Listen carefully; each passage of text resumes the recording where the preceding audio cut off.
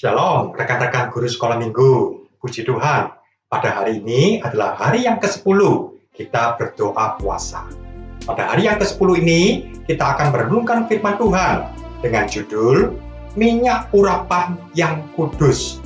Minyak urapan yang kudus ini kita bisa baca di dalam Keluaran 30 ayat 22 sampai 25. Nah, untuk membuat minyak urapan yang kudus ini, bahannya ini terdiri dari rempah-rempah pilihan. Ada mur tetesan, ada kayu manis yang harum, ada tebu yang baik, ada kayu teja, dan ada minyak zaitun. Kemudian, kalau dihitung total, beratnya dalam satu resep ini kira-kira 20 kilo.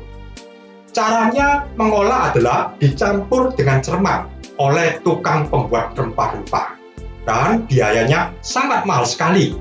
Sesudah dibuat, hasilnya itulah minyak urapan yang begitu harum dan berkualitas tinggi. Ini adalah minyak yang kudus bagi Tuhan. Minyak urapan dalam wasiat yang lama ini merupakan urapan Roh Kudus bagi kita orang-orang wasiat baru. Nah, kalau wasiat lama, minyak urapan itu begitu mahal dan mereka sangat menghargai. Demikian juga di dalam wasiat baru ini, kita juga harus menghargai minyak urapan Roh Kudus yang sudah dicurahkan dan mengurapi kita. Oleh karena itu, ada 3 sikap. Yang pertama, kita harus menghargai urapan Roh Kudus di atas kita. Karena Roh Kudus adalah roh yang suci. Oleh karena itu, kita juga harus hidup suci. Kita tidak boleh hidup sembarangan. Roh Kudus adalah Allah sendiri. Allah itu suci, kita pun juga harus suci. Sampai di mana kita menghargai urapan Roh Kudus itu, sampai di situ pula kita akan memurnikan hidup ini. Kita tidak akan sembarang kemudian berbuat dosa.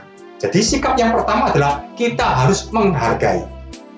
Yang kedua, kita harus mentaati pimpinan Roh Kudus. Karena Roh Kudus adalah satu pribadi yang penuh dengan kasih.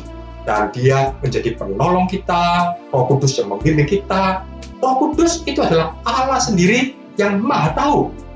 Oleh karena itu, sampai di mana kita mentaati pimpinan Roh Kudus, sampai di situ pula kita akan mencapai rencana Allah yang luar biasa di dalam hidup kita.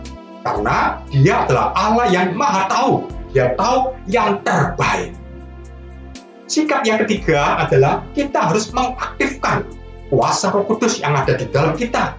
Karena Roh Kudus itu adalah Allah sendiri yang Maha Kuasa. Jangan sampai kita lupa atau lalai mengaktifkannya. Seperti Timotius juga diingatkan oleh Paulus untuk mengobarkan karunia yang ada di dalamnya. Karena kadang-kadang kita juga lupa kalau di dalam kita ada Allah yang Maha Besar. Sampai di mana kita mengaktifkan kuasa Roh Kudus, sampai di situ pula kita akan melihat kemenangan demi kemenangan luar biasa. Kita sudah selesai, kita simpulkan 3 sikap kita dengan adanya urapan Roh Kudus di dalam kita. Sikap pertama adalah kita harus menghargai, karena dia adalah Allah yang Maha Suci. Sikap yang kedua, kita harus mentaati, karena dia adalah satu pribadi yang Maha Tahu, yang Maha Kasih. Sikap yang ketiga adalah kita harus mengaktifkan urapan Roh Kudus yang ada di dalam kita, karena dia adalah Allah yang Maha Kuasa.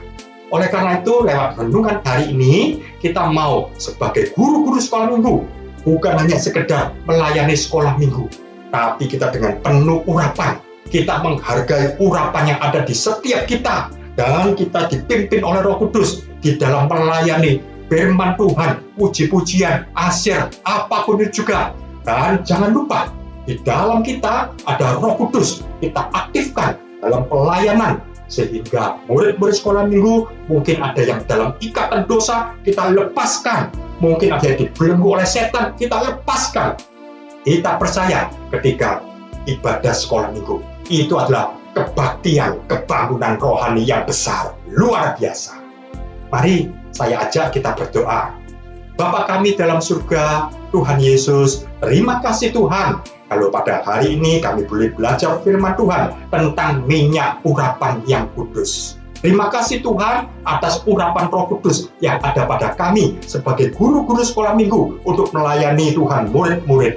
Terima kasih ya Tuhan, dan kami berdoa juga untuk KKR di bulan Oktober ini. Tuhan juga urapi semua yang melayani Tuhan dan juga semua anak-anak. Tuhan berkati semua. Kami berdoa biar ketika KKR diadakan ya Tuhan, biar hadirat-Mu, kuasa-Mu, urapan-Mu boleh bekerja dengan dahsyat, ada mujizat, tanda-tanda heran. Terima kasih Tuhan, kami berdoa hanya di dalam nama Tuhan Yesus Kristus. Haleluya, amin. Puji Tuhan, Tuhan memberkati.